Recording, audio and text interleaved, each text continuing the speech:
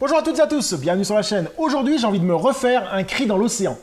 Alors pour moi, c'est quoi Un cri dans l'océan? C'est un film d'horreur action qui m'avait marqué dans les années 90. J'avais été le voir à la fête du cinéma. Et il m'avait marqué en fait. Et je l'ai jamais revu depuis le cinéma. Hein. Je l'ai racheté en DVD il y a très longtemps. D'ailleurs, quand on voit l'étiquette, ça a bien passé. Alors c'est un film sorti fin des années 90. Je sais plus quand. Je dirais 98, 99, quelque chose comme ça. Je mettrais ici, si je me trompe, 98, je dirais. Alors, c'est un film qui m'avait marqué, comme je disais à l'époque. Je ne l'ai pas revu depuis, hein, parce que j'ai pas eu l'occasion. Et puis, c'est des films qu'on voit de temps en temps, mais qui sont pas des films qu'on se revoit tous les 3-4 ans ou 4-5 ans. Hein. Donc, on va voir un peu de quoi ça parle. Une équipe de terroristes s'empare du plus beau bateau de croisière au monde. À leur grand étonnement, le bateau est vide. Mais cela ne signifie pas obligatoirement qu'ils sont seuls. Ils s'aperçoivent rapidement que quelque chose de terrifiant se cache, mais où ? Et sous quelle forme. Donc déjà, le scénario me branche bien, j'avais une petite idée, je sais qu'il y a... je vais pas trop vous expliquer, je vais pas faire du spoil, hein, mais il y a une bestiole, il y a un truc un peu dans le bateau, quoi. Voilà. Donc allez, on va savoir si c'est aussi bien. A few moments later. Donc je viens de me finir Un cri dans l'océan. Ouais. Bon, c'est une série B, hein. C'est un film de série B, un film qui dure très peu de temps, 1h30.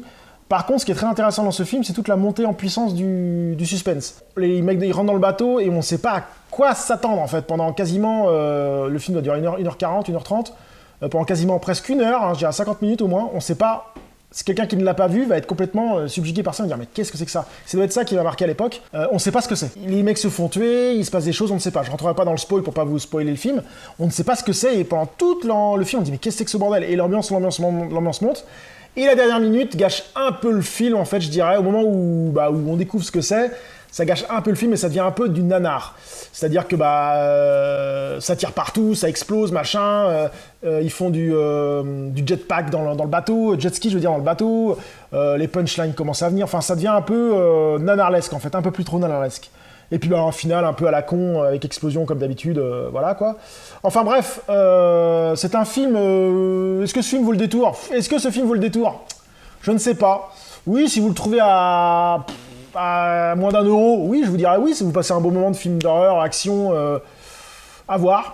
Donc ça reste une bonne, je dirais, série B des années 90, avec un film d'une première partie assez sympa, qui après part dans une partie un peu plus nanarlesque. Mais ça reste quand même un film à voir, pour moi, je trouve. Il vaut le coup d'être vu, quand même, je trouve. Voilà, c'était toute une époque, les années 90, et je pense que ça vaut le détour. Donc sur ce, je vous dis à très bientôt sur la chaîne. N'oubliez pas de vous abonner, de laisser un petit commentaire, ça fait marcher la chaîne et ça me donne envie de faire d'autres vidéos. Donc sur ce, je vous dis à très bientôt sur la chaîne. Salut!